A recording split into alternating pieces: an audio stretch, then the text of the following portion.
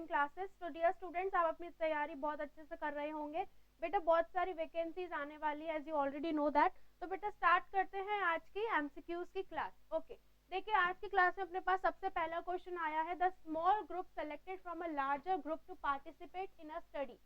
क्या कह रहा है क्वेश्चन की, एक स्मॉल ग्रुप का क्या किया गया है, सिलेक्शन किया गया है। किस ग्रुप से? लार्ज ग्रुप से। मतलब जाहिर सी बात है बहुत सारे लोग हैं एक लार्ज ग्रुप में, उसमें से एक छोटा सा सिलेक्शन किया गया है स्मॉल ग्रुप में, स्मॉल ग्रुप का। ठीक है, किसके लिए? To participate in a study, एक स्टडी को सक्सेसफुल बनाने के लिए। इज नोन एज, उसको क्या कहा जाएगा? I am repeating the question. Question is the small group selected from a larger group to participate in a study. एक स्टडी में पार्टिसिपेट करने के लिए लार्जर ग्रुप से स्मॉल ग्रुप को लिया गया है, उसको क्या बोलते हैं? ओके, तो अपने पास में ऑप्शन देखिए क्या है, स्टडी पॉपुलेशन बोलेंगे उसको, ऑप्शन बी सैंपल पॉपुलेशन बोलेंगे उसको, ऑप्शन नंबर सी सैंपल बोलेंगे, या फिर option number D that is element बोलेंगे उसको। तो देखिए स्टूडेंट ध्यान दीजिए, इस कंडीशन में क्या होगा। ओके, देखिए इस क्वेश्चन के अंदर क्या है कि अपन ध्यान में ये ध्यान में रखेंगे सबसे पहली चीज, first of all the first major concern is this question is belong to your research subject. कि ये जो क्वेश्चन है कहाँ से आया है? रिसर्च सब्जेक्ट से आया है। अब रिसर्च में बहुत सारे टॉपिक्स होते हैं, थोड़ा बहुत अगर आपको फैमिलियर करवा दूं मैं, तो जैसे रिसर्च है, रिसर्च में रिसर्च डिजाइन होती है, रिसर्च प्रोसेस होता है, हाइपोथेसिस होती हैं, ठीक है, और रिव्यू ऑफ लिटरेचर होता है, सैम्पलिंग होता है। तो this question is belong to sampling topic. कि सैम्पलिंग क्या है? देखो कभी भी रिसर्च करते हैं, जैसे अभी जस्ट फॉर एग्जांपल कोरोना चल रहा है, कोरोना थर्ड वेव आ गई है कोरोना की, राइट? तो कोविड की जो वैक्सीन बनाई गई है, कोरोना के लिए जो वैक्सीन बनाई गई है, उसके लिए किस पे उसको ट्राई किया गया? पहले सबसे पहले सैंपल्स में ट्राई किया गया। अब पूरी पॉपुलेशन के ऊपर नहीं कर सकते, तो क्या लेना पड़ता है? सैंपल्स को पिक करना पड़ता है और उन पे ट्रायल करके उसके बेसिस पे, एविडेंस के बेसिस पे क्या किया जाता है? अपनी रिसर्च को सक्सेसफुल बनाते हैं रिसर्चर, और उसके बाद में क्या करते हैं स्टूडेंट? उसको अप्लाई करते हैं to the entire population with the help of certain evidence. Clear है? तो देखिए इसमें क्वेश्चन के अंदर यही बोला गया कि लार्जर पॉपुलेशन से स्मॉल ग्रुप को लिया गया है, किस लिए? स्टडी के लिए। उसको क्या कहेंगे? क्वेश्चन समझ में आया? ऑप्शन नंबर 1 है स्टडी पॉपुलेशन, क्या इसको स्टडी पॉपुलेशन बोलेंगे? ऑप्शन नंबर 2 है sample population, option number C है सैंपल, और ऑप्शन नंबर डी है दैट इज एलिमेंट। तो ध्यान दीजिएगा कि जब भी क्या करी जा रही है? सैंपलिंग करी जा रही है। जब भी क्या की जा रही है? रिसर्च के लिए सैंपलिंग की जा रही है, तो सबसे पहले जो रिसर्चर है उसके पास में क्या होती है? पॉपुलेशन होती है। क्या होती है? पॉपुलेशन। सबसे पहले पॉपुलेशन होगी। जैसे just like you, if you are going to conduct any research, you have to focus on certain population, कि आप सबसे पहले एक सर्टेन पॉपुलेशन पे फोकस करोगे। इस पॉपुलेशन से बेटा वो क्या करता है? टारगेट पॉपुलेशन को ढूंढता है। टारगेट मतलब कि वो सोचेगा, रिसर्चर जो है वो सोचेगा कि मुझे तो विमेन्स पे करनी है, मुझे मेल्स पे करनी है, या मुझे इस एज ग्रुप पे करनी है, तो उसको क्या बोलेंगे? टारगेट पॉपुलेशन बोलेंगे। टारगेट पॉपुलेशन उसने क्या कर ली है? सेलेक्ट कर ली है। ठीक है, टारगेट पॉपुलेशन से क्या करेगा researcher? Accessible population find out करेगा। एसेसेबल पॉपुलेशन मतलब जिसको वो क्या कर सकता है, जिसके साथ वो इजीली डील कर सकता है, ठीक है, उसको बोलते हैं एसेसेबल पॉपुलेशन। और एसेसेबल पॉपुलेशन से जो रिसर्चर है वो किसको सेलेक्ट करता है? सैंपल्स को सेलेक्ट करता है। किसको सेलेक्ट करता है? सैंपल्स को।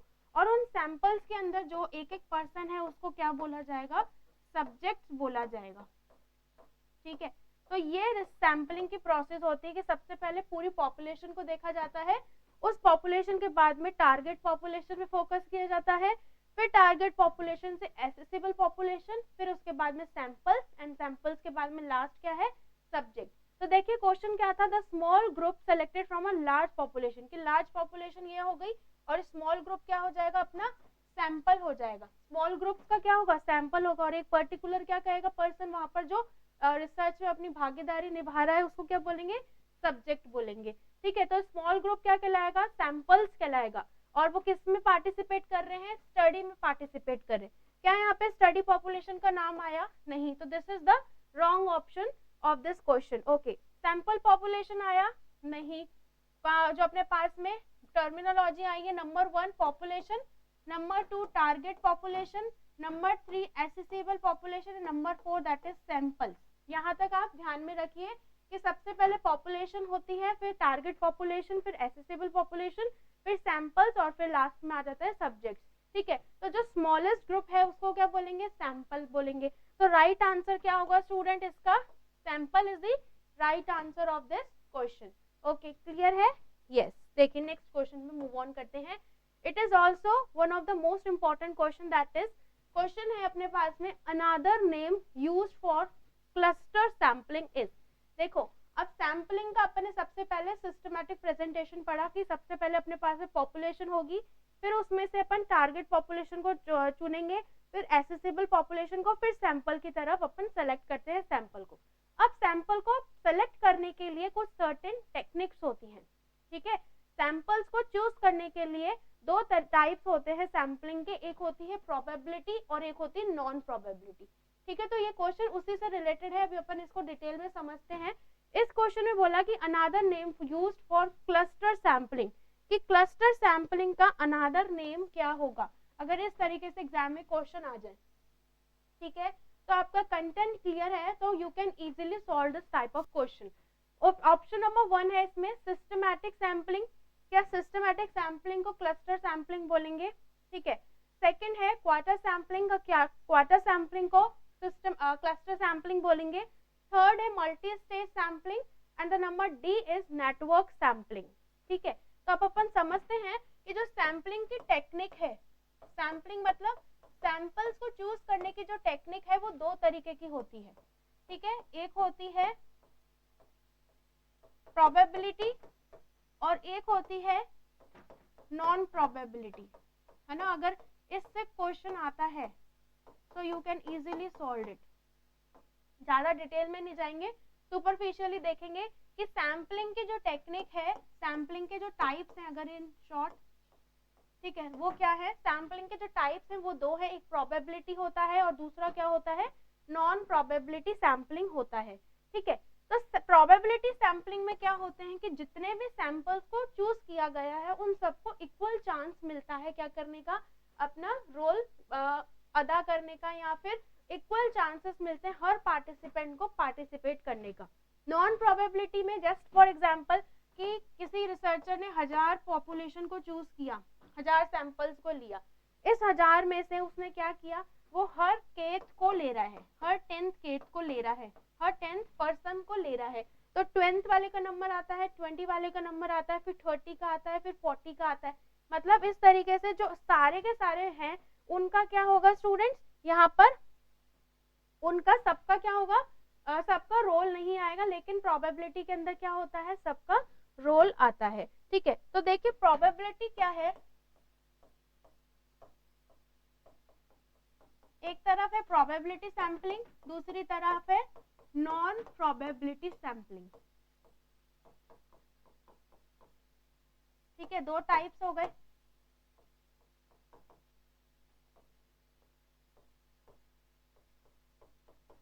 अब जो प्रोबेबिलिटी सैम्पलिंग है उसमें हर पर्सन को क्या मिल रहा है, इक्वल चांस मिल रहा है टू पार्टिसिपेट. तो देखो इसके अंदर क्या क्या टाइप्स होंगे इसके. सबसे पहला टाइप सिंपल रैंडम सैम्पलिंग, मतलब सीधी सी बात है, जो रिसर्चर है वो जब सैम्पलिंग कर रहा है, अपने सैंपल्स को चूज कर रहा है, तो वो क्या कर रहा है, हर सैंपल को चूज करने के बाद में इक्वल क्या दे रहा है, उसको चांस दे रहा है टू पार्टिसिपेट. ठीक है, बजाय नॉन प्रोबेबिलिटी सैम्पलिंग के. तो प्रोबेबिलिटी सैम्पलिंग के अंदर सबसे पहला आया सिंपल रैंडम सैम्पलिंग, मतलब 10 जने हैं तो 10 को क्या मिलेगा, चांस मिलेगा क्रोनोलॉजिकली. Okay okay. नेक्स्ट है सिंपल के बाद में क्या आता है, स्ट्रेटिफाइड रैंडम सैम्पलिंग. ठीक है, इसके बाद में नेक्स्ट आता है दैट इज व्हाट, सीक्वेंशियल. अगर इस तरीके से क्वेश्चन पूछ लिया जाए कि in which of the following is probability sampling, ठीक है, और ऑप्शन दे दे एक ऑप्शन दे दे प्रोबेबिलिटी का और 3 ऑप्शन दे दे किसके, नॉन प्रोबेबिलिटी का, तो आप इजीली फाइंड आउट कर सकते हो कि ये प्रोबेबिलिटी है, ये नॉन प्रोबेबिलिटी सैम्पलिंग है. ओके, इस तरीके से भी क्वेश्चन बन सकता है। तो आपका कंसेप्ट अगर क्लियर है, you can easily solve the question. Okay, तो प्रोबेबिलिटी सैम्पलिंग के कितने टाइप्स हो गए? Simple random sampling, stratified random sampling and sequential random sampling, और इसके साथ साथ में आते हैं दो और, that is what? Systematic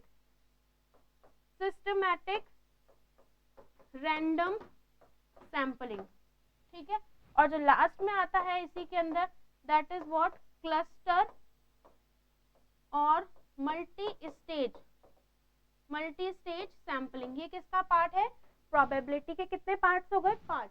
simple random sampling, ठीक है। नेक्स्ट है what is? Stratified random sampling, sequential, systematic, cluster and multi stage sampling. These are the type of the probability sampling. Okay, next है नॉन प्रोबेबिलिटी सैम्पलिंग। इसके देखिए बहुत सारे types होते हैं, जैसे कि नंबर 1 वॉलंटियर सैम्पलिंग, ठीक है। Number 2 quarter sampling, number 3 snowball sampling, okay. Number 4 that is consecutive sampling. Number कितने हो गए? 4. Number 5 that is consequence sampling, ठीक है। नंबर कितने हो गए? 6 that is genealogy sampling, ठीक है। अलग अलग तरीके के पार्ट्स है सैम्पलिंग के, कि प्रोबेबिलिटी के ये पार्ट्स है, नॉन प्रोबेबिलिटी सैम्पलिंग के ये पार्ट्स है। ओके, साथ ही साथ में देखो इसमें एक पार्ट और है, पर्पोजिव सैम्पलिंग भी कह सकते हैं। इसमें एक और आता है, दैट इज पर्पोजिव सैम्पलिंग। यहीं लिख देते हैं पर्पोजिव सैम्पलिंग, ठीक है। तो इसमें क्या होगा? हर पार्टिसिपेंट को चांस मिलता है और इसके अंदर हर पार्टिसिपेंट को चांस नहीं मिलता। ये इसका डिफरेंस है। इतना डिटेल में पूछ सकते हैं कई बार आपसे, जैसे कि मैं स्नोबॉल का सैम्पलिंग का ले लूँ। देखो अभी अपन ज्यादा डिटेल में नहीं जाएंगे, अपन सुपरफिशियल इस क्वेश्चन को सॉल्व करने के लिए आपको ये चीज समझा रही हूँ मैं, कि क्वेश्चन अपने पास था कि what is the another name of cluster sampling. तो देखिए अपने देखा यहाँ पे क्लस्टर सैम्पलिंग का दूसरा नाम क्या है? Multi stage sampling. तो यहाँ पर ऑप्शन नंबर 3 क्या होगा? इसका राइट आंसर हो जाएगा। अब जैसे इसमें हर किसी को क्या मिल रहे हैं? चांसेस मिल रहे हैं पार्टिसिपेट होने के, और यहाँ पर हर किसी को पार्टिसिपेट होने के चांसेस नहीं मिलते हैं। तो these are the techniques of sampling by the help of probability and non probability sampling, कि किस तरीके से जो सैंपल्स चूज करे गए हैं स्टार्टिंग में, और उनको किस तरीके से चांसेस मिल रहे हैं पार्टिसिपेट करने का। ओके, क्लियर है। अब देखो सिस्टमैटिक सैम्पलिंग किसका पार्ट हो गया? सिस्टमैटिक सैम्पलिंग जो है वो प्रोबेबिलिटी सैम्पलिंग का पार्ट है, ठीक है। यस, ये किसका पार्ट है? प्रोबेबिलिटी सैम्पलिंग का है। क्वार्टर सैम्पलिंग नॉन प्रोबेबिलिटी का है। तो आपको ये फिंगर टिप्स पे रखना है। अगर रिसर्च से रिगार्डिंग कोई भी क्वेश्चन आता है, जैसे पूछ लिया प्रोबेबिलिटी में है, नॉन प्रोबेबिलिटी का पूछ लिया, अभी जैसे अपन ने डिस्कस किया। ओके, नेक्स्ट क्वेश्चन की तरफ मूव ऑन करते हैं। देखिए नेक्स्ट क्वेश्चन क्या है? What is the another name of null hypothesis? This question is also belong to your research subject, कि इसमें बोला है कि null hypothesis का मतलब क्या होता है, कि what is the another name of null hypothesis। अब आप कहोगे hypothesis क्या होती है, तो अब अपन समझेंगे। सबसे पहले क्वेश्चन को समझ लेते हैं कि अनादर नेम क्या पूछा है? null hypothesis का अनादर नेम पूछा है। सबसे पहला option statistical hypothesis, option B research hypothesis, option C alternative hypothesis, option D that is casual hypothesis. तो देखो हाइपोथेसिस क्या होती है पहले वो समझते हैं, फिर ये अपने आप क्लियर हो जाएंगे ना। तो हाइपोथेसिस क्या होती है? A tentative relation between variables.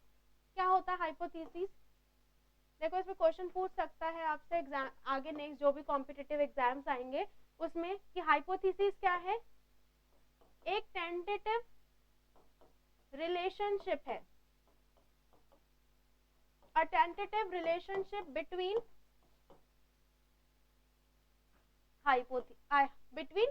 variables। वो क्या कहलाएगा? हाइपोथेसिस कहलाएगा। What is variables?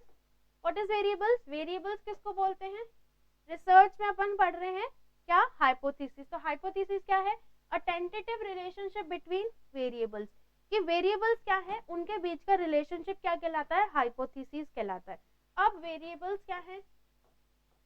क्वालिटी या फिर क्वांटिटी ऑफ एनी प्रॉपर्टी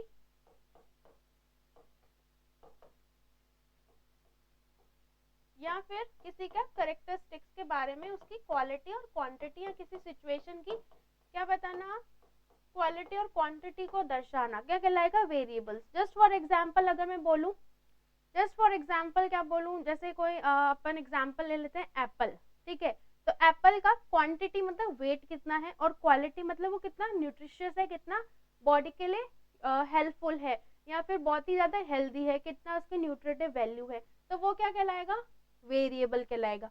मतलब कि ऐसा चीज, ऐसी सिचुएशन जिसकी क्वालिटी और क्वांटिटी को दर्शाना, या ऐसा सब्सटेंस या ऐसी प्रॉपर्टी जिसकी क्वालिटी और क्वांटिटी को दर्शाना क्या कहलाता है, वेरिएबल्स कहलाता है। अब दो वेरिएबल्स हैं, जस्ट एग्जांपल अपन ले लेते हैं, स्मोकिंग कॉजेस लंग कैंसर। क्या लिया, पहले ये समझ लीजिए, फिर अपन वेरिएबल्स को थोड़ा सा देखेंगे कि a tentative relationship between variables is known as hypothesis. कि हाइपोथेसिस क्या कहलाती है, कि दो वेरिएबल्स के बीच में टेंटेटिव रिलेशनशिप होना। अब देखो मैंने एग्जांपल लिया, जस्ट फॉर एग्जांपल कि स्मोकिंग कॉजेस लंग कैंसर, ये आपने पढ़ा है हमेशा, ठीक है।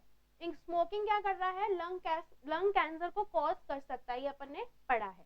तो स्मोकिंग क्या है, एक वेरिएबल है, क्या है, वेरिएबल है, कि किसी की क्वालिटी को बता रहा है, ठीक है। स्मोकिंग क्या है, सिगरेट की क्वालिटी को बता रहा है कि कोई भी पर्सन अगर स्मोकिंग करता है उसको क्या होगा, लंग कैंसर हो सकता है। और ये जो लंग कैंसर है ये भी क्या है, एक वेरिएबल है, ठीक है। क्वालिटी और क्वांटिटी को दर्शाना, दैट इज वेरिएबल। तो दोनों वेरिएबल्स के बीच में क्या है, एक रिलेशनशिप है कि नहीं, कि दोनों वेरिएबल्स के बीच में क्या है, एक रिलेशनशिप है कि यस अगर स्मोकिंग करेंगे तो लंग कैंसर हो सकता है, ठीक है। तो दोनों वेरिएबल्स के बीच में क्या हो गया, रिलेशनशिप हो गया। इस रिलेशनशिप को स्टूडेंट्स क्या बोला जाता है, हाइपोथेसिस बोला जाता है, हाइपोथेसिस बोला जाता है। तो हाइपोथेसिस क्या है, अ टेंटेटिव रिलेशनशिप बिटवीन वन और टू वेरिएबल्स, ठीक है। अब इस हाइपोथेसिस के बहुत सारे टाइप्स होते हैं, जैसे कि सिंपल हाइपोथेसिस है, ठीक है, कॉम्प्लेक्स हाइपोथेसिस है, जब एक से दूसरे वेरिएबल, एक वेरिएबल के बीच में क्या है, रिलेशनशिप है, वो क्या कहलाएगा, सिंपल हाइपोथेसिस। और जब एक से दो वेरिएबल से ज्यादा या दो से ज्यादा के बीच में, वेरिएबल्स के बीच में क्या कहला रहा है, रिलेशनशिप को दर्शा रहा है, वो क्या कहलाएगा आपका, complex variables, complex hypothesis, sorry, complex hypothesis. तो सिंपल हाइपोथेसिस मतलब दो वेरिएबल्स के बीच में रिलेशन को दर्शाना, और दो से ज्यादा वो किस में आ जाएगा, कॉम्प्लेक्स हाइपोथेसिस के अंदर आ जाएगा, ठीक है। ऐसे ही इसके अंदर पूछा गया नल हाइपोथेसिस क्या हो गया, अब किसी हाइपोथेसिस का ये पार्ट है। मतलब हाइपोथेसिस कितने तरीके के होते हैं, देखिए hypothesis there are so many types. Just example number 1, simple hypothesis. Research जितना ज्यादा पढ़ते हैं तभी कंसेप्ट क्लियर होते हैं, okay. Simple hypothesis, complex hypothesis, number 3 that is what, अपना associative hypothesis, number 4 that is constant hypothesis, okay, number 5 that is null hypothesis। इस hypothesis का दूसरा नाम होता है, अपन अपने क्वेश्चन पे आते हैं तो that is statistical hypothesis, मतलब ऐसा hypothesis जो statistically दर्शा रहा है, न्यूमेरिकल्स डेटा के बीच में रिलेशनशिप बता रहा है, वो किस में आ जाएगा, स्टैटिस्टिकल, ठीक है। और कौन सा हो गया, नल हाइपोथेसिस हो गया, ठीक है। ऐसे ही एक और होता है दैट इज ऑल्टरनेटिव हाइपोथेसिस, ठीक है। अलग अलग तरीके की हाइपोथेसिस होती हैं। तो अपने पास में क्वेश्चन में क्या था, क्वेश्चन में था कि what is the another name of null hypothesis. तो नल हाइपोथेसिस का नाम क्या हो गया, that is what, statistical hypothesis, okay. तो जैसे कि ऑल्टरनेटिव हाइपोथेसिस है, देखो ऑल्टरनेटिव हाइपोथेसिस का एक नाम और अपन बोल सकते हैं, इसको शॉर्ट में H1 बोलते हैं, और नल हाइपोथेसिस को शॉर्ट में H0 बोलते हैं, ठीक है। तो नल हाइपोथेसिस मतलब H0 और उसका दूसरा नाम है statistical hypothesis, alternative hypothesis that is H1, और इसको रिसर्च हाइपोथेसिस भी बोलते हैं, कि रिसर्च करते समय जो एविडेंस मिले हैं रिसर्चर को, उन वेरिएबल्स के बीच का रिलेशनशिप क्या कहलाएगा, रिसर्च हाइपोथेसिस कहलाएगा। ठीक है, तो रिसर्च हाइपोथेसिस का दूसरा नाम क्या हो गया, ऑल्टरनेटिव हाइपोथेसिस, है ना। और स्टैटिस्टिकल हाइपोथेसिस का नाम क्या है, नल हाइपोथेसिस भी इसको बोलते हैं। ठीक है, ऐसे ऑल्टरनेटिव भी है ना। ये दोनों तो देखो अब सिमिलर हो गए ऑप्शन में अपन ने जैसे कि पढ़ा। और एक होता है कैजुअल हाइपोथेसिस। ठीक है, तो कैजुअल हाइपोथेसिस, ऐसे बहुत सारे हाइपोथेसिस देखने को मिलते हैं। ओके, क्लियर है क्वेश्चन? यस, देखिए नेक्स्ट क्वेश्चन की तरफ बढ़ते हैं। What is the next question? Yes, which of the following fungi is most commonly found in catheter related infection? देखिए क्वेश्चन इंपॉर्टेंट है बहुत ज्यादा। इसमें पूछा गया है which of the following fungi, आपको पता है अलग अलग तरीके के माइक्रो ऑर्गेनिज्म होते हैं, जैसे कि बैक्टीरिया है, फंजाई है, प्रोटोजोअन्स है ना, वायरसेस है। उनमें से एक क्या पूछा गया है कि which of the following fungi is most commonly found in catheter related infection? Catheter मतलब कि पेशेंट को क्या लगा हुआ है, किसी भी क्लाइंट को क्या लगा हुआ है, कैथेटर लगा हुआ है। तो कैथेटर में सबसे मोस्ट कॉमन फंजाई कौन सा देखने को मिलेगा, ये क्वेश्चन है कि विच of the following fungi is most commonly found in catheter related infection, कि अगर किसी को कैथेटर से इन्फेक्शन हो रहा है तो उसमें कौन सा मोस्ट इंपॉर्टेंट फंजाई अपना क्या करेगा, रोल प्ले करेगा और इन्फेक्शन कॉज करेगा। तो ऑप्शन नंबर 1 है दैट इज क्रिप्टोकोकाई। ठीक है, क्रिप्टोकोकाई। ऑप्शन नंबर 2 है that is candida species. Option number C है दैट इज एस्परजिलस स्पीसीज। और ऑप्शन नंबर डी है दैट इज कॉकीडियोसिस, कॉकीडियोसिस। तो ध्यान दीजिए, जो कैंडिडा स्पीसीज हैं वो सबसे मोस्ट कॉमनली क्या करती हैं, कैथेटर इन्फेक्शन करने में क्या रहती हैं, रिस्पॉन्सिबल रहती हैं। कि अगर मैं फंजाई की बात करूं, सिर्फ और सिर्फ फंजाई की, तो फंजाई में कैंडिडा जो है वो सबसे ज्यादा क्या करते हैं, कैथेटर इन्फेक्शन करते हैं, सबसे ज्यादा कैथेटर इन्फेक्शन करते हैं। यस, नेक्स्ट क्वेश्चन देखिए, नेक्स्ट क्वेश्चन क्या है, विच of the following can occur with the frequent use of calcium based antacid? Okay, ध्यान दीजिएगा स्टूडेंट्स, क्वेश्चन क्या आया अपने पास में, क्वेश्चन है कि विच of the following can occur with the frequent use of calcium based antacid, कि कोई भी पर्सन है वो कैल्शियम बेस्ड एंटासिड्स को खा रहा है। क्या खा रहा है, कैल्शियम बेस्ड एंटासिड्स, मतलब ऐसे एंटासिड्स जो किसके बने हुए हैं, कैल्शियम कार्बोनेट्स के बने हुए हैं। ठीक है, for example option number 1 constipation करेगा वो। ठीक है, और option number 2 that is what, hyper peristalsis करेगा। Option number C delayed gastric empty करेगा, या फिर ऑप्शन नंबर डी डायरिया करेगा। ओके, तो ध्यान दीजिए, एंटासिड्स क्या होते हैं, बेस नेचर के होते हैं, बेस सॉल्ट नेचर के होते हैं। एंटासिड्स बहुत सारे तरीके के होते हैं, कि आप एंटासिड्स क्यों देते हैं, एंटासिड्स क्यों देते हैं, जब स्टमक में हाइड्रोक्लोरिक एसिड का HCl का लेवल क्या हो जाता है, बढ़ जाता है, मतलब एसिडिटी बढ़ गई। और एंटासिड्स कैसे नेचर के हैं, एंटासिड्स कैसे नेचर के होते हैं, बेस होते हैं। कैसे होते हैं, बेसिक होते हैं। तो ये इसको क्या कर देते हैं, न्यूट्रलाइज कर देते हैं, न्यूट्रलाइज कर देते हैं। अब जब ये न्यूट्रलाइज होंगे तो एसिडिटी अपने आप सबसाइड होगी। ठीक है, तो वो क्या काम है एंटासिड्स का। Antacids, there are so many types of antacids. ठीक है, जस्ट फॉर एग्जांपल अगर अब मैं एंटासिड्स की बात करूं तो एंटासिड बहुत सारे तरीके के हैं। नंबर 1 एल्यूमिनियम फॉर्म्ड एंटासिड्स, कि एल्यूमिनियम के बने हुए कुछ एंटासिड्स होते हैं। ठीक है, मैग्नीशियम के बने हुए कुछ एंटासिड्स होते हैं। ओके, कैल्शियम के बने हुए कुछ एंटासिड्स होते हैं, जैसे कि कैल्शियम कार्बोनेट भी क्या करता है, एंटासिड बनाता है। ठीक है, लेबोरेटरी में जो लेबोरेटरीज हैं वहां पे जब एंटासिड्स बनेंगे तो डिफरेंट टाइप के एंटासिड्स बनते हैं, जैसे कि aluminium antacid, okay, magnesium antacid, calcium carbonate antacid and sodium bicarbonate, sodium bicarbonate antacid. ये सारे क्या है, एंटासिड्स है। ऐसे और भी बहुत सारे तरीके के एंटासिड्स होते हैं, जैसे अपन ने अभी पढ़ा एल्यूमिनियम एंटासिड, मैग्नीशियम एंटासिड। ठीक है, अगर इसकी पूरी बात करें पूरे नाम की, जैसे कैल्शियम कार्बोनेट है, सोडियम बाइकार्बोनेट है, तो एल्यूमिनियम हाइड्रोक्साइड मैग्नीशियम हाइड्रोक्साइड, ठीक है, ये सारे एंटासिड्स को बनाते हैं। अब देखो इसमें से आपको भी थोड़ा हार्ड लग रहा होगा कि इतना क्यों जानना है, ठीक है। अपन ने क्या क्वेश्चन में देखा, क्वेश्चन में देखा कि विच of the following can occur with the frequent use of calcium based antacid, की मतलब कैल्शियम के बने हुए, कैल्शियम कार्बोनेट्स के बने हुए एंटासिड्स के यूज करने से क्या होगा मोस्ट फ्रीक्वेंटली, इसमें अपन को आंसर ढूंढना है, ठीक है। अभी टॉपिक पे आएंगे।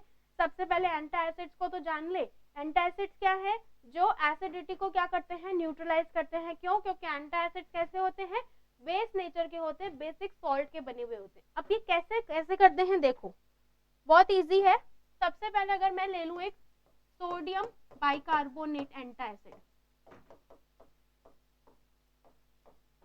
ये सोडियम बाइकार्बोनेट क्या है स्टूडेंट, एक एंटासिड है। अगर मैं इसका केमिकल फॉर्मूला लिखूं तो क्या आएगा, NaCl,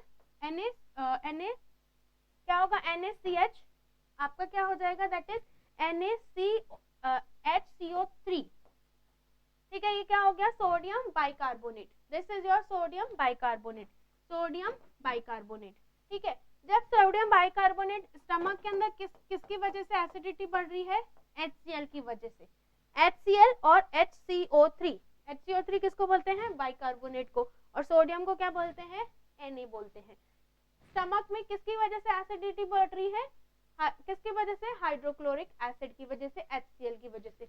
इन दोनों के अंदर जब क्या होगी, मिक्सिंग होगी, कि यहाँ से बाहर से क्या आया है, एंटासिड आया है, और स्टमक के अंदर एसिडिटी के रूप में HCl मौजूद है, जो बहुत ज्यादा एसिडिटी हो रही है तभी तो एंटासिड दे रहे हैं। तो दोनों के बीच में जब रिएक्शन होगी तो रिएक्शन होने से क्या हो जाएगा, एक तो बना लेगा सोडियम क्लोराइड, सॉल्ट बना लिया, ये सोडियम किसके साथ मिक्स हो जाएगा, इस क्लोराइड के साथ में, साथ साथ में इसमें क्या बन जाएगा, HCO, क्या बन जाएगा, H2O बन जाएगा, ठीक है, सॉरी H2O बन जाएगा।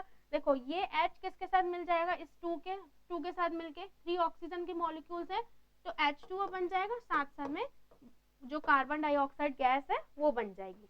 क्लियर है कि बाकी क्या बने, H2O बने, तो क्या हो गया कि एक मॉलिक्यूल तो यहाँ चला गया ऑक्सीजन के, बच्चे कितने, 2, तो 2 इधर आ गए और कार्बन का कंपाउंड आ गया। ओके, तो यहाँ पर किस तरीके से देखो न्यूट्रलाइजेशन रिएक्शन हुई है, वापस से समझते हैं कि जब भी एक एंटासिड दे रहे हैं, कौन सा एंटासिड दिया, just for example sodium bicarbonate,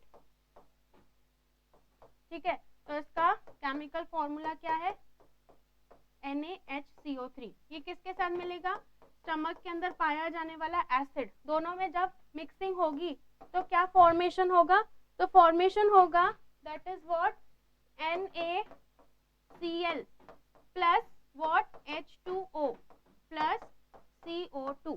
clear है, इस तरीके से फॉर्मेशन होगा। और क्या होगा, कैल्शियम बेस, ये क्या कह रहा है, ये क्या है, this is what, this is the neutralization reaction when the antacid given to the patient। Okay, यहाँ तक बात समझ में आई। तो देखिए जब कैल्शियम बेस्ड एंटासिड कोई भी खाता है तो उसको सबसे ज्यादा चांसेस रहते हैं किसके, कॉन्स्टिपेशन होने के चांसेस रहते हैं।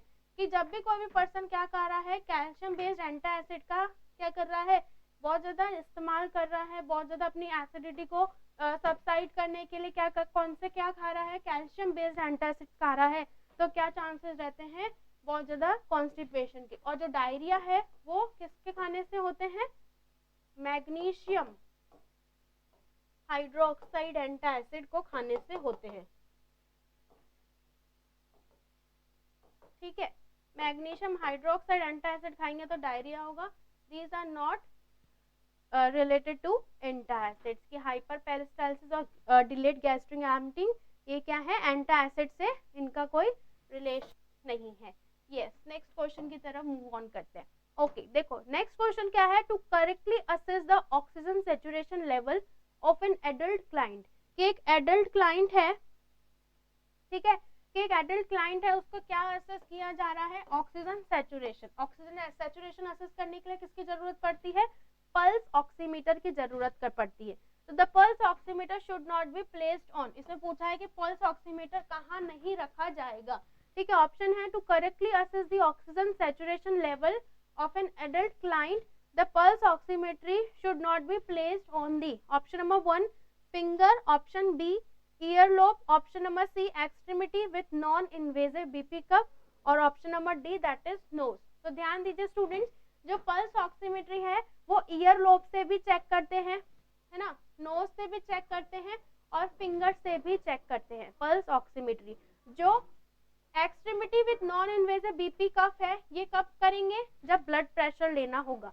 ये कब करेंगे, जब ब्लड प्रेशर लेना होगा। तो जब ब्लड प्रेशर क्या कर रहे हैं, डिटेक्ट करना है, तब क्या इस्तेमाल करेंगे, तब एक्सट्रीमिटी को यूज में लेंगे और वहां पे ऐसा कैसा बीपी कफ लगाया है, नॉन इन्वेजिव, मतलब जो ऐसे कोई घाव क्रिएट नहीं कर रहा, कोई कट क्रिएट नहीं कर रहा है बॉडी के अंदर, ठीक है। तो ध्यान दीजिएगा कि पल्स ऑक्सीमेट्री कहाँ कहाँ लगा सकते हैं, फिंगर्स पे, ओके, ईयर लोब पे और नोज पे, अलग अलग तरीके के क्या आते हैं, पल्स ऑक्सीमेट्री आते हैं, ठीक है। तो राइट आंसर क्या होगा इसका, सी, कि yes extremity with non invasive BP cuff में क्या नहीं किया जाएगा, पल्स ऑक्सीमेट्री नहीं किया जाएगा। ओके, नेक्स्ट क्वेश्चन देखिए, what is next question.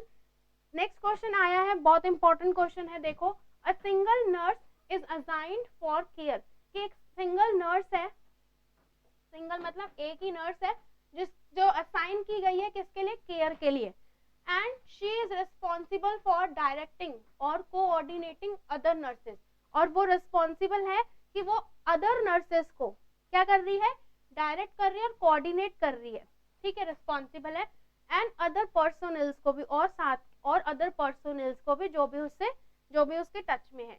This type of nursing is known as, इस तरीके की नर्सिंग क्या कहलाएगी, option number 1 functional nurse, option number B primary nurse, option number C team nurse, और option number D that is total patient care nurse. देखो nursing जो है अपन ने पढ़ा है कि अलग अलग तरीके की नर्सेज होती हैं, जैसे पीडियाट्रिक नर्स है ना, जीरियाट्रिक नर्स है, अलग अलग तरीके की है, आईसीयू की नर्स है।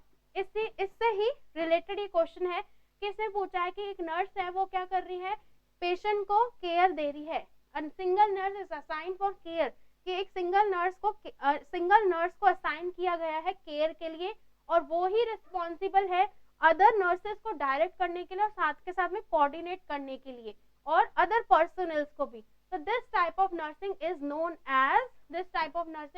as primary nurse. इस नर्स को क्या बोलते हैं, प्राइमरी नर्स।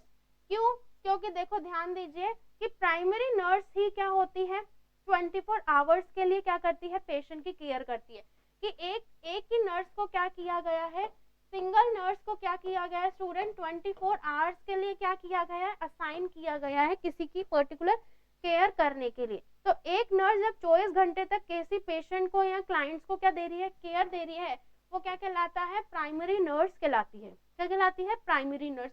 और जब कोई नर्स क्या कर रही है, किसी को क्या कर रही है, डायरेक्ट कर रही है, ठीक है, कोऑर्डिनेट कर रही है, डायरेक्शन दे रही है, कोऑर्डिनेट कर रही है, बता रही है सब चीजों को, तो वो भी क्या कहलाएगी, प्राइमरी नर्स ही कहलाएगी। क्लियर है क्वेश्चन। तो सीधी सी बात है, डेफिनेशन अपन बात करें प्राइमरी नर्स की, कि प्राइमरी नर्स किसको बोला जाएगा, ऐसी नर्स जो 24 आवर्स क्या दे रही है, अपनी सर्विसेज दे रही है किसी भी क्लाइंट को, और साथ ही साथ में स्टूडेंट्स जो दूसरी नर्स को डायरेक्ट भी कर रही है और कोऑर्डिनेट भी कर रही है, उसको क्या कहेंगे, प्राइमरी नर्स कहेंगे। क्या कहेंगे उसको, प्राइमरी नर्स कहेंगे। ओके, नेक्स्ट क्वेश्चन पे चलते हैं। देखिए next question, it is important, which of the following factor may affect the drug absorption rate from IM injection site। Okay, देखिए ध्यान दीजिए क्वेश्चन का क्या मतलब है। क्वेश्चन पूछ रहा है कि इनमें से ऐसा कौन सा फैक्टर है जो ड्रग के एब्जॉर्प्शन को अफेक्ट करेगा। कौन से ड्रग के एब्जॉर्प्शन को, IM इंजेक्शन देते समय। कि IM कहाँ दिया जाता है, इंट्रामस्कुलर रूट से दिया जाता है, इंट्रामस्कुलर रूट से दिया जाता है, मतलब मसल्स में दिया जाता है with the help of 90 degree. तो मसल्स में जब दे रहे हैं तो इनमें से ऐसा कौन सा फैक्टर है जो ड्रग के एब्जॉर्प्शन को क्या करेगा, अफेक्ट करेगा। ऑप्शन नंबर 1 है that is muscle tone, option number B है that is muscles strength, option C है amount of body fat at injection site, और ऑप्शन नंबर डी है that is blood flow to the injection site, blood flow to the injection site. Okay, तो ध्यान दीजिए student, जो right answer है इस question का वो क्या होगा कि जब मसल्स के वहां पर जब ब्लड फ्लो क्या है, इनएडिक्वेट है ना, ब्लड फ्लो क्या है, सही नहीं है, तो वो क्या कर देगा, एब्जॉर्प्शन को क्या कर देगा, पूरी तरीके से अफेक्ट कर देगा। ठीक है, कि मसल स्टोन का वहां पे कोई रोल नहीं होता एब्जॉर्प्शन में, मसल स्ट्रेंथ का भी कोई रोल नहीं होता, amount of body fat at the injection site उसका भी कोई रोल नहीं है, कि जो वहां से ब्लड सप्लाई जारी है वहीं से तो वो क्या करेगा, इंजेक्शन जो दिया गया है उसको कंपोनेंट्स को क्या करेगा, एब्जॉर्ब करेगा, ठीक है। और क्या इसलिए क्या रिस्पॉन्सिबल है कि जो ब्लड फ्लो है, जो ब्लड सप्लाई है इंजेक्शन साइट की, वही रिस्पॉन्सिबल रहेगी इंट्रामस्कुलर इंजेक्शन देते समय जो एब्जॉर्प्शन हुआ है उसका। ओके यस, देखिए नेक्स्ट क्वेश्चन पे मूव ऑन करते हैं। यस देखिए नेक्स्ट क्वेश्चन क्या है, इन the absence of nurse patient, in the absence of nurse, कि नर्स के एब्सेंस में, कि नर्स मौजूद नहीं है, patient fall from bed, patient क्या हो गया, फॉल हो गया है, मतलब बेड से गिर गया है, this type of injury belongs to, इस तरीके की इंजरी किससे बिलोंग करती है, क्या है question, in the absence of nurse patient fall from the bed, this type of injury belongs to. Okay, तो ऑप्शन नंबर 1 है बैटरी, ऑप्शन नंबर बी है that is negligence, option number C है that is what टॉट, और option number D है that is none of these. ठीक है, तो देखो बहुत सारे क्या होते हैं, कंडक्ट रूल्स होते हैं जिसमें नर्स को क्या करना होता है, फॉलो करना होता है। अब इसको फॉलो करने के लिए क्या होगा, कि इसको फॉलो करने के लिए नर्स क्या करेगी, मेंटेन करके रखेगी अपनी रिस्पॉन्सिबिलिटी को मेंटेन करके रखेगी। तो देखो ध्यान दीजिए, जब भी कुछ भी क्या हो रहा है, अनलॉफुल एक्ट हो रहा है, क्या हो रहा है, अनलॉफुल एक्ट हो रहा है, मतलब ऐसा काम जो कैसा है, अनलॉफुल है, मतलब लॉ के खिलाफ है, तो उसको बेटा क्या बोलते हैं, उसको बोलते हैं टॉर्ट, TORT, टॉर्ट। ठीक है, तो टॉर्ट का मतलब क्या हो गया, अनलॉफुल एक्ट। अब कुछ टॉर्ट ऐसे होते हैं जो इंटेंशनल होते हैं, कुछ ऐसे होते हैं जो अनइंटेंशनल होते हैं। कुछ टॉर्ट कैसे होते हैं, अगर इसको क्लासिफाई किया जाए तो कुछ तो होते हैं जैसे कि कुछ हो गए इंटेंशनल टॉर्ट, मतलब जो जानबूझ के किए जा रहे हैं, जैसे कि असॉल्ट जिसमें पेशेंट को डराया जाता है, सिर्फ थ्रेड मतलब डराते हैं, और जैसे कि दूसरा बैटरी, बैटरी में उसको हार्म पहुंचाना, ठीक है, बॉडी टच करके हार्म पहुंचाना विदाउट एनी कंसेंट, वो क्या कहलाता है, बैटरी। ये कैसे होगा, इंटेंशनल टॉर्ट। अनइंटेंशनल टॉर्ट क्या होंगे, जिसमें नर्स का कोई इंटेंशन नहीं है, उसको क्या बोलेंगे, अनइंटेंशनल टॉर्ट बोलेंगे, लेकिन वो कैसा है, अनलॉफुल एक्ट है। जैसे कि एग्जाम्पल 1 नेग्लिजेंस, मतलब लापरवाही कर देना, ठीक है, और number 2 that is mall practice, कि सब कुछ सीख लिया है नर्स ने, उसके बाद में भी क्या कर रही है नर्स, माल प्रैक्टिस कर रही है, लेकिन उसका कोई ऐसा इंटेंशन नहीं था, उसको क्या बोलते हैं, अनइंटेंशनल टॉर्ट बोलते हैं।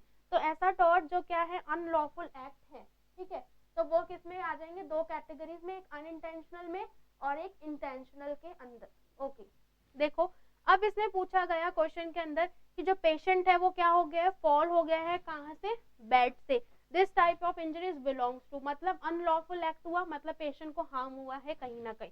यहाँ तक बात समझ में आई। तो बैटरी, अब इसमें नर्स ने तो नहीं गिराया, मतलब ये किस में आएगा, अनइंटेंशनल टॉर्ट के अंदर आएगा। समझ में आया। बैटरी क्यों नहीं आएगा, बैटरी क्यों नहीं आएगा, क्योंकि कोई इंटेंशन नहीं था नर्स का, नर्स मौजूद ही नहीं थी, पेशेंट गिर गया, लेकिन नर्स की क्या हो गई है, लापरवाही हो गई, नर्स की क्या हो गई है, लापरवाही हो गई है।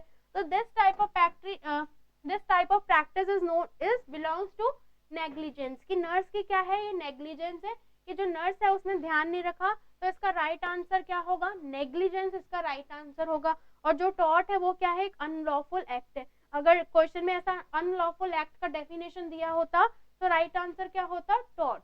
क्लियर है यहाँ तक। ओके, तो डियर स्टूडेंट, इसी तरीके से अपन क्वेश्चंस को आगे भी डिस्कस करेंगे। तो नेक्स्ट क्लास में आप देखिएगा, अपन और भी बहुत सारे क्वेश्चंस को डिस्कस करते हैं। Okay student, thank you so much for watching this class. Okay.